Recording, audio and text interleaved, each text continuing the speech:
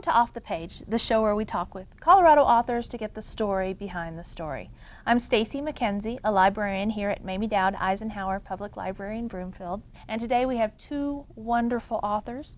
Later on we'll be talking with Stan Moore, but first I have Anne Marie with us. Hi Anne Marie, how are you? I'm very good, thank you. Wonderful to have you on the show. And we're going to be talking about your book, Letters to Anne, the Korean War, 1950 to 1951. Now Marie, before we get started, I'd like to ask you, what do you do when you're not publishing books? Do you have another career? Well, I used to be a trial litigation attorney, but then I semi-retired, and that gave me the absolutely perfect block of time where you could sit down and actually do a book. It's been a wonderful experience. You really suggest that retiring is, having that time is a great time to write the book? It's tough to do with a full-time. It is, but there are some wonderful authors out there that work full-time and they write books, and I am in awe of the amount of energy that takes to do. It really does take a lot to put it together, and this book has so many elements that aren't normal writing, which we're going to talk about. Before we jump into talking about the actual book, can you give me and the viewers a little bit of a history on the Korean War? Well, today it's called the Forgotten War because it just is not addressed that much in public education. And in my education, it seems like you went straight from World War II to the Vietnam War. So when we first started working on this book, I was somewhat appalled about my lack of knowledge about the Korean War. And my children, who are grown now, I asked them as well, and they had the same experience. So the Korean War is aptly named the Forgotten War. And part of that may be because it was the first war where America came home and it was not a clear-cut victory. We would see other wars later down the line that would also happen in. But the American public, it just sort of pushed back in the psyche. So it actually was the fifth deadliest war in American history, but it is simply not addressed a great deal in the educational process. And can you tell us anything about the conflict that got the Korean War started? The North Koreans invaded South Korea on Sunday morning at 4 a.m. on June 25th, 1950. The war lasted for approximately 3 years. An armistice was signed on July 27th, 1953, and that ended the war, but a peace treaty was never signed by North Korea. So at this time, even today, that war has never been officially concluded. They're still at war with each other. Wow, that's amazing right there, that big fact. So the book, you actually are not the author of the book. You say you are the editor of the book. That is correct, because this book is a very decidedly different perspective of war. It is a series of over 100 letters which a medical officer wrote to his 4-year-old daughter, and they're humorous, and they're trying to reassure her that life goes on even in a time when life is not very pleasant for Captain John F. Hughes.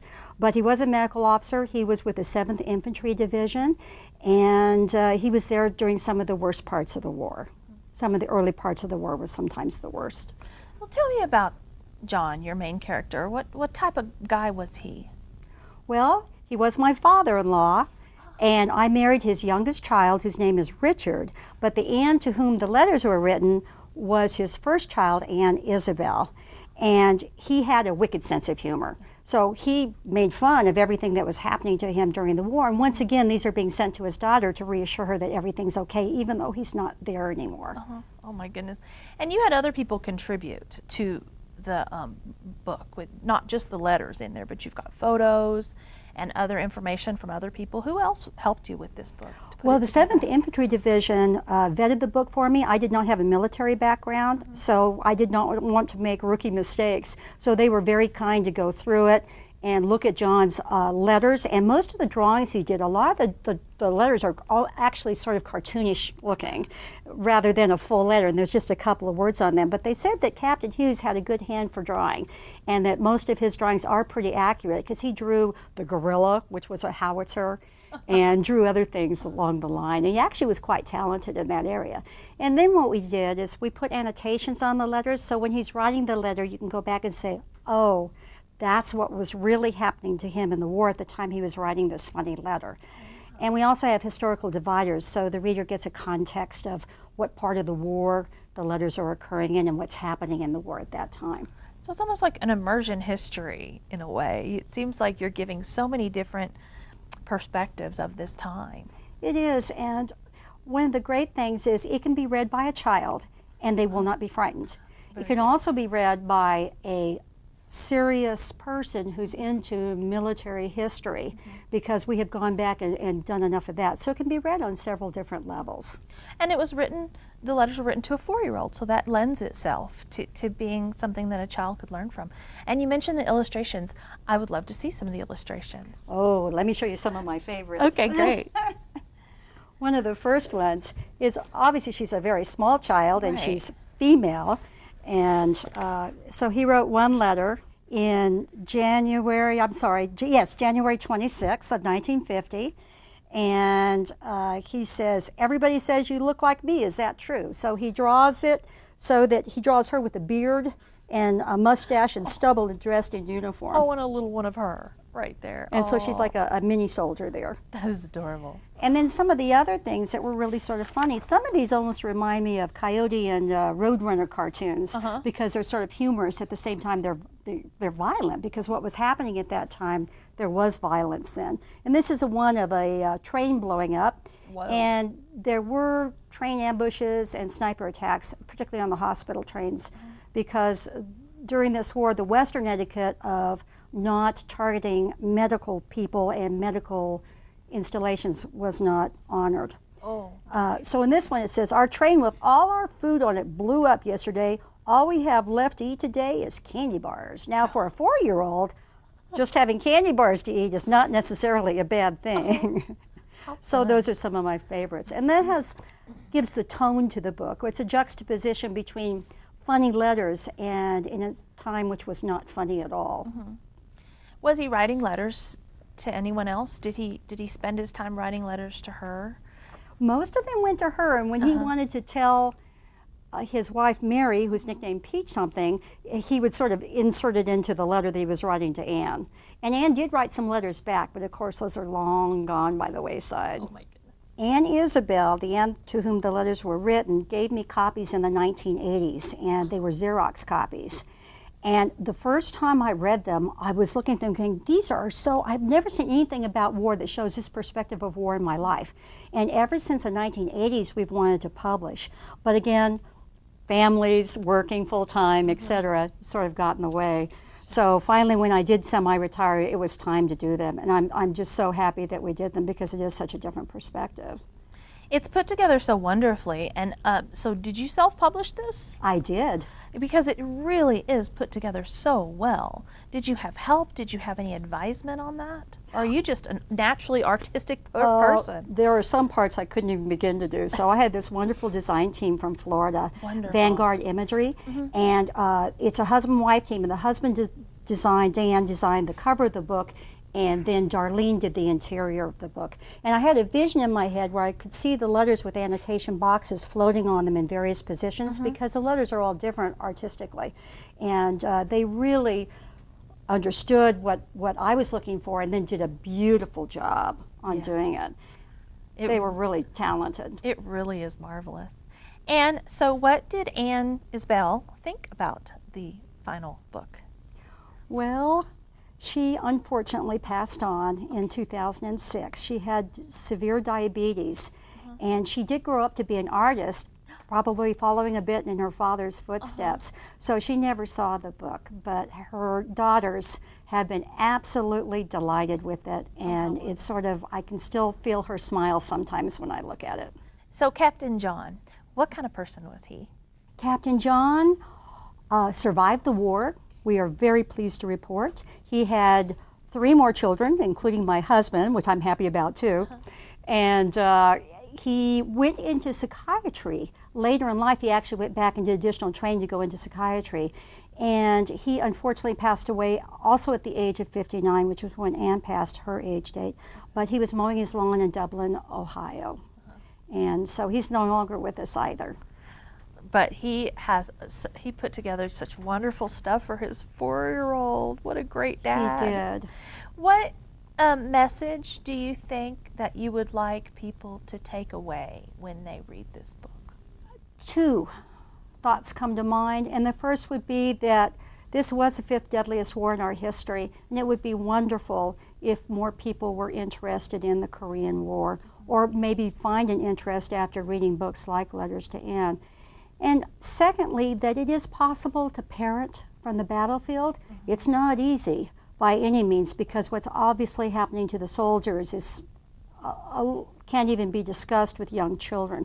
But it is possible to maintain an emotional connection with your children from the field. And I think that's even easier with today's technology. Captain John Hughes only had pen and paper to do that, but we have so many other ways to do it. And just keeping that emotional connection, that I'm alive and you're alive, and we may be in an awful situation right now, but it can be done. And it really is timely, the relationship between a father and the daughter.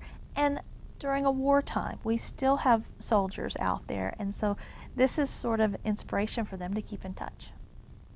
I love that you mentioned the different technologies to do that too. What a unique book. I'm wondering if you have another book project you might be working on? Things have come down the tubes after this book came out. There are many letters out there, and our World War II vets and our Korean War vets are all in their 80s and 90s. And so I'm constantly on the lookout for letters that have some sort of visual aspect to them as well, because they're easier to take in, I think, if there's some visual aspect to the letters as well. We have been given one set of letters from a colleague of mine that were done in World War I, and they were done by a watercolorist who was an ambulance driver in Brest. Wow. And the art alone is fabulous, even without the letters. So there's some of those floating out there, and they sort of are piquing my interest a little bit. So we'll see what happens as we go down the line. Oh, that would be fabulous. And this book is so well put together. I can see why people are wanting to come to you and have you do the same with their precious memories of that. And thank you so much for being on the show. I appreciate it so much, and sharing Letters to Anne with us. Thank you for having us. You bet. Join us after the break when we'll be talking with Stan Moore.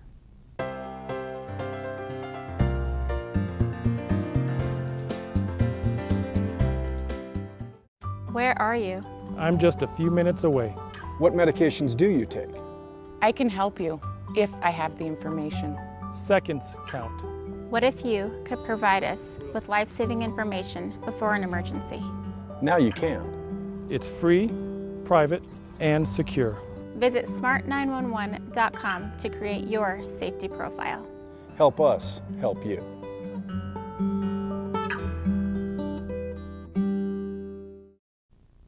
Welcome back. We are here with Stan Moore, author of Over the Dam and Seesaw. Hi, Stan. How are you? I'm doing good, thank you. I'm so happy to have you on the show to talk about these terrific books. My pleasure. Give me a little bit of background on Stan Moore. I'm a lifelong Coloradan, father, grandfather, husband. I like to spend a lot of time in the outdoors. I'm usually in the mountains or the desert Southwest when I'm not writing. And do you have another career outside of writing? Retired small business owner. There you go. Wonderful. People are realizing they have more time to write their books when they retire. Well, I've been talking about a book for quite a while, and my wife finally called my bluff and said, well, then do it. So I started writing, and here we are. That's a recurring theme. Let's talk about Seesaw first. It is about World War II. Yes, November 1942, which was kind of the watershed month of the watershed year of the war. Going in, you heard a lot about Axis victories, German victories, Japanese victories. After that, you heard about a lot of their defeats and American, British, Russian victories. And it all happened, the tide turned in about a 40-day period, and they're right around November of 1942. What drew you to this specific month and year of World War II? Well, I've been a student of the war since I was, old enough to read, and it's always fascinated me. About 6 or 8 years ago, my wife and I had the opportunity to drive the Alaskan Highway. And now it's a nice paved 3-lane road, but you can see this track of the old highway. They just went straight up and over hills, through bogs, whatever. That fascinated me, so I did some research, saw that it was done from August to November of 1942, and I realized a lot of things got done in that period. And from there, developed the thesis of the book. Oh, wow. And so the title Seesaw. Yes. What does that term seesaw, how does that work into the theme of your book? Okay. Well, of course, the seesaw on the playground, back and forth, Sure. up and down. Whoever's got the more weight can control what's happening. And really, the November 1942 was the pivot point where both sides were trying to get their feet on the ground, so to speak. And the Americans, British, and Russians were able to do it and win the war. What were some of the biggest pivot points? Stalingrad, the Battle of Stalingrad in Russia, where the Russians cut off and annihilated 250,000 Germans who were fighting thousands of miles from home. In terms of the European land war, that was really the pivotal battle. In the Pacific, Guadalcanal, the Battle of Guadalcanal, where there was fighting over an airfield that went on for 6 months, and finally the U.S. was able to take control of the area 24 hours a day and start to roll the Japanese back up towards Tokyo. So when we're talking about World War, we're really talking about November 42 happening in the different parts of the world. Oh yes, this book looks at 5 different campaigns in Africa, Asia, several places in the Pacific, as well as other things. India was in revolt in the summer of 1942. The U.S. was building the Alaskan Highway. They finished the Pentagon, building bases all over the world. The Russians were building their armies up. A lot of things going on. Now, Stan, when you're an enthusiast about a topic, it's very different than when you start putting a book together. What type of research did you have to do for the book? I had a lot of background just in the general reading, but then I started focusing in on this period of the war, did interviews, a lot of oral histories. I was able to get some letters and diaries from men who were in some of these campaigns, from friends. So it really honed it in and brought it home. You know, I mean, it's one thing to read about the Battle of Guadalcanal, but another to read a letter from a guy who was in there fighting it. Well, can you share some of those stories with us? Well, a lot of that was censored, but you can read, even just read between the lines, that a lot of misery, a lot of homesickness, a lot of we got to get this job done and get home. Yeah.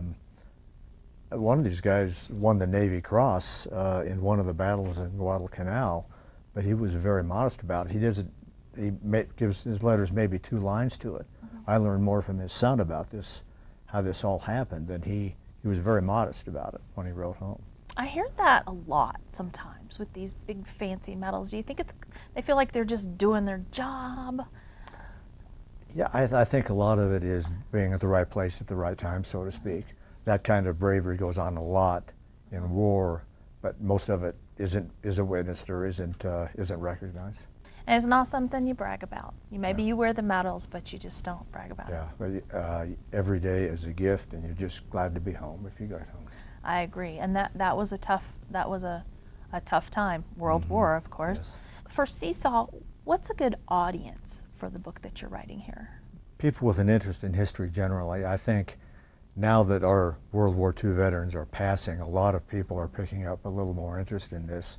You know, they heard stories from Great Uncle Jack or their dad or whatever, but now they're really realizing what a pivotal event this was. And so I think anybody who's interested in the history of those times, Yeah. and this is a fresh, kind of a niche look at the war. And I love the personal touch with some letters and some stories in there. Yes. That makes it really not so dense with just facts and figures. It's down to a personal level. A Truly personal does. level, Yes. true. Yeah. Let's jump over to your fiction book. Okay. We have Seesaw, which is nonfiction, and then out of the blue, we have our fiction book. Was Yes. this something you'd been talking about doing for a while? Well, this is a novel based in western Colorado about eco-vigilantes. Actually, after we got Over the Dam, or excuse me, Seesaw done, and I say we because my wife did the artwork for both of these books, she said, you know, you ought to write a book with people in it, because this is very interesting for the War II fan, but women aren't going to read this. And you know, that's a stereotype, but you know, she said, you ought to think about a novel. So I kind of kicked some ideas around, and here we are. I like your wife. I don't So even do know I. her. I like her. So you use the term eco-vigilante. Yes. Give us a little idea what that means. Okay, well, you know, this country has a long history of participatory democracy, and mostly that you think of that as the vote, call your representative or whatever. But throughout the history of this country, there have been people who have taken action, literally violent action, into their hands, or go to the streets. Anything from the Whiskey Rebellions of the 1780s, 1790s, I don't know my exact history on that, to Martin Luther King and sending people into the streets. This is a book about some people who want to take action into their own hands, maybe not as appropriately as you might like.